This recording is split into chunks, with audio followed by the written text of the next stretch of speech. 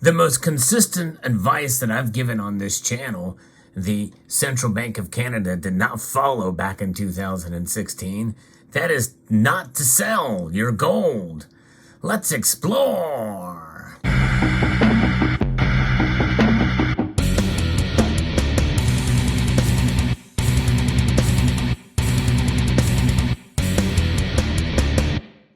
Now, there are certainly some extraordinary circumstances where it is a good idea to sell your gold or silver, and usually it comes out of necessity or an amazing opportunity that may come up. I always hold those two caveats as examples because, by and large, everybody's situation is different. But I just don't think it should be the first thing you come to after you buy precious metals is to sell them, especially for the reasons that Canada sold off its gold reserves. Well, they may soon regret it after what's been happening over the past few years here. I'm going to be referencing an article here from a Canadian piece called Small Cap Investor. The Bank of Canada has zero gold reserves in terms of the number of tons that they have. And they've got zero of them. In 2016, the Bank of Canada sold its last ton of gold and has not bought any since then, even while inflation continues to creep higher and other countries continue to stockpile gold. And you may remember I did a video recently talking about central banks stockpiling gold at the fastest rate in 2022. But let's go back a little bit because I find some of this news quite interesting. I did a little research and was able only to find one piece that actually explains that the Central Bank of Canada does still have some gold left.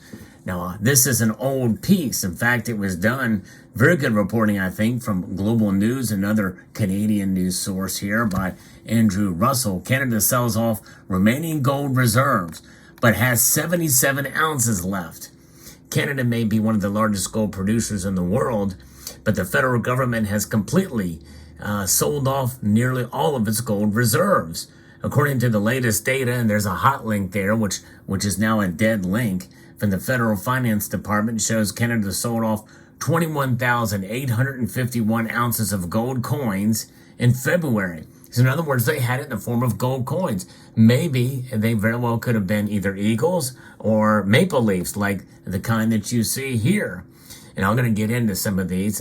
There are several different varieties of gold maple leafs out there. We're going to see, and stay tuned to the end, by the way, because you're going to see something very special about a very interesting maple leaf, unique to the Royal Canadian Mint. Never been done before and will never be done again, at least in this form.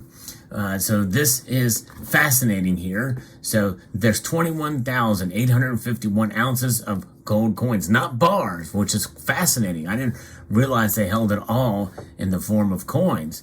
So it leaves the official holdings of the precious metal at 0 tons. But the report noted that the government still has 77 ounces left, valued at roughly $130,000, at least at that time. It's a little bit more than that now. Gold has really climbed up recently. And that's another reason why I bet they're regretting it, because the gold went up. And so let's get back to the other piece I was referring here to. So we know that we're pretty frustrated and shocked because every other country has been stockpiling gold. So according to the Bank of Canada head, David Dodge, the main reason why they sold the gold is the issue is quite clear. This is a direct quote, that it costs to hold gold, whereas holding U.S. or Chinese or Euro bonds yields you a return, said Dodge. That was a strong view, and a view that our international monetary system was in a place that it was sufficiently robust that holding this antique instrument of stability called gold really didn't make any sense. Boy, I wonder if Mr. Dodge is eating those words now. I wonder if he's even still head of the Bank of Canada. I don't know. I think kind of doubt. But anyways, now you might be feeling even more frustrated. The Bank of Canada is opting to hold foreign bonds over gold. That's U.S., Chinese, and Euro bonds. because they yield a return and do not come with storage costs. Well, ask SVB Bank about holding bonds and treasuries, and how that's worked out for them. So it's rather than holding an asset that has held its value over the entire course of human history, the Bank of Canada would rather hold foreign bonds, which are dependent upon the economies of other countries. Over the last few years, inflation has continued to reach new highs, and economies around the world have begun to stagnate. Yet Canada's gold reserves have remained unchanged, although there is some talk that they are continuing to sell off some of those gold coins, so they may not even have 77 ounces of gold. So we're seeing that happen dramatically here with all these other nations. Again, 2022 was a record year for central banks holding gold. It's literally the only country, Canada is, in the world that does not hold any gold reserves. The only developed country that doesn't. And the only G7 country that does not hold at least 100 tons of gold reserves. So, again, this is from the Bank of Canada directly. They said a long-standing policy of diversifying its portfolio by selling physical commodities such as gold and instead investing in financial assets that are easily tradable and that have deep markets of buyers and sellers. Well, I'll tell you what, liquidity is certainly something to be said about it. But you know how that works out. Something that's very easily liquid means it's very, very easily volatile as well, too. And we're seeing that. But we know that gold is not just a commodity. It is money. In fact, the Bank of International Settlements, which is the central bank to central bankers, has marked gold as a tier 1 asset between central banks, putting it up to and on par and equal with cash. And that's just it. That's how it is regarded between central banks. So it's pretty amazing and fascinating to see that, 3 years after the Canada sold off all their gold, well, the Bank of International Settlements labeled it as this tier 1 asset. So the physical gold market is estimated to have an average daily turnover of roughly $24 billion daily on both cleared and uncleared over-the-counter markets, according to statistics from the London Bullion Market Association. This makes daily gold turnover trading in the London market on par with the major currencies and larger than all the bond markets, except for the U.S. Treasury bond markets and the Japanese government bond market. Gold trades as one of the most liquid markets in the world. Boom! Exactly. In the past, central banks have purchased gold in order to diversify their reserve portfolios, especially away from the U.S. dollar-denominated assets, with which gold has a strong negative correlation. The Bank of Canada has done the exact opposite, selling their gold reserves to diversify their portfolios.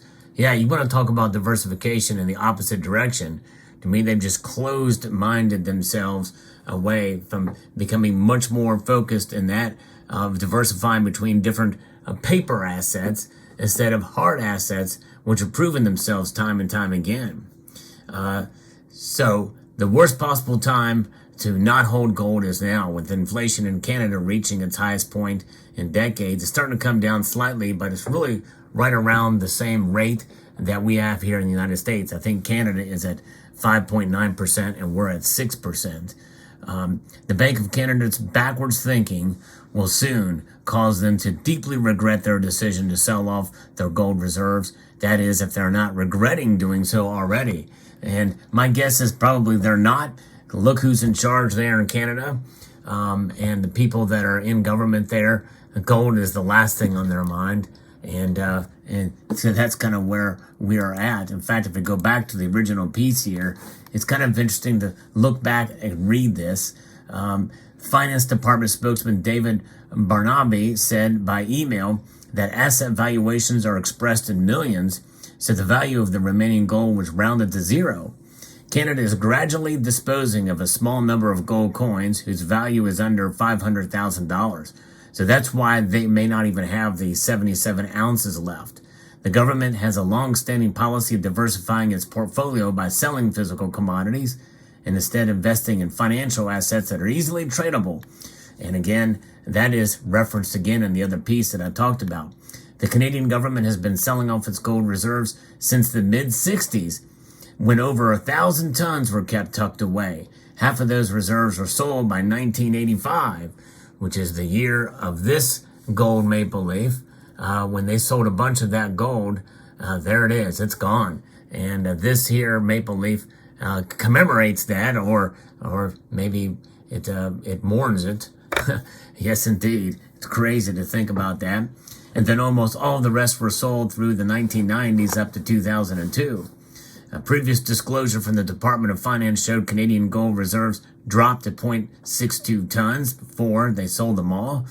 Ian Lee, a professor at Sprott School of Business and Carleton University in Ottawa, said while the decision to sell off the precious metal might upset some gold bugs. Yeah, funny, interesting name, Sprott. Everybody know who Eric Sprott is? Another Canadian who is definitely very bullish on gold, and rightfully so. And I'm so glad that there are at least some Sprotts who have some sense, that's for sure.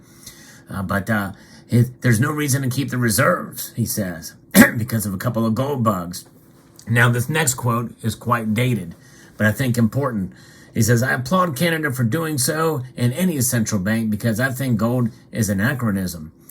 Gold is not legal currency unless it is a gold coin issued by the Royal Canadian Mint. Here's another Royal Canadian Mint currency that is denominated here as $150. Yes, indeed. The regular gold maple leaf here, by the way, has a denomination on it of $50.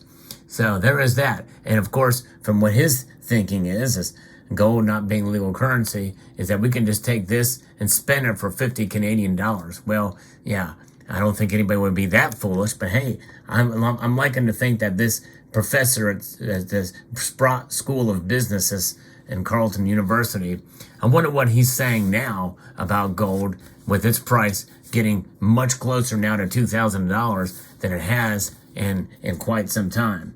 So, first little surprise is this little maple leaf here. And this is a beautiful piece here made of 4/9 fine gold. And this was done in 2007. I think it was the first maple leaf to get that 5/9 designation. I think the Royal Canadian Mint has older coins that are 5/9 designation of the collector variety. This is considered a bullion piece, and it is beautiful, and I just wanted to share that with you. But now I'm going to show you another maple leaf that is quite intriguing that I ordered from APMEX that I had my eye on for quite some time. This is the little surprise. It's in this box right here, so let's open it up and see what we have in there. Okay. Let's see here.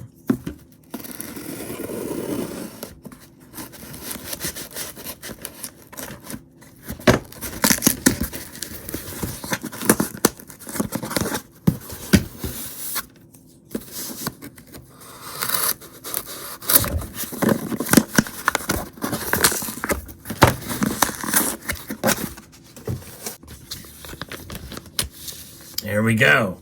This is something that I've had my eye on for quite some time. Just not been able to pull the trigger on it yet. With the price of gold going up, these premiums remain the same. And I think if you are a collector, this is probably the better time to buy gold as a collectible rather than as a stacking. But it's not, again, this is something that's not for everybody. But I'm very excited to see this and see what it looks like. For those of you who know me and know the history of this channel, I like it thick. I like my coins thick. And this is an example of a one-of-a-kind piece. Wow, there it is. It is a PA4, what's known as a PA4, which means double thick. There's a certificate of authenticity. Very limited mintage piece. It's going to be a very rare coin. I've not been able to find it anywhere else. And this is number 271 out of 500. And so there are 500 of them. I was thinking it was 200. So I guess it is a little bit more common than I thought. Still rare enough. And this is 4/9 fine gold. But it has a diameter of 25 millimeters and 1 ounce size. So it is very, very thick. And you can see here the thickness of it. And but look at the beautiful pattern here of the maple leafs around the queen on this side for 2021. And this is meant to be a complement piece to the 2010. In fact, that's the same position of the maple leaf for the 2010, a gold and silver piece there. In fact, I'm going to show you quickly here the 2010. I showed it recently on a video. This is the 2010 silver. And I may do a video showing all of these, but the same thing. It's a P84. That's the size of a Canadian $half, but double the thickness. And this is a very, very small 25 millimeter planchet, and very nice. And it also, I guess, commemorates the 25th anniversary of the something there. It's number 25 on it. Let's see what it has there. 25th anniversary of Canada's national arboreal emblem, the maple tree.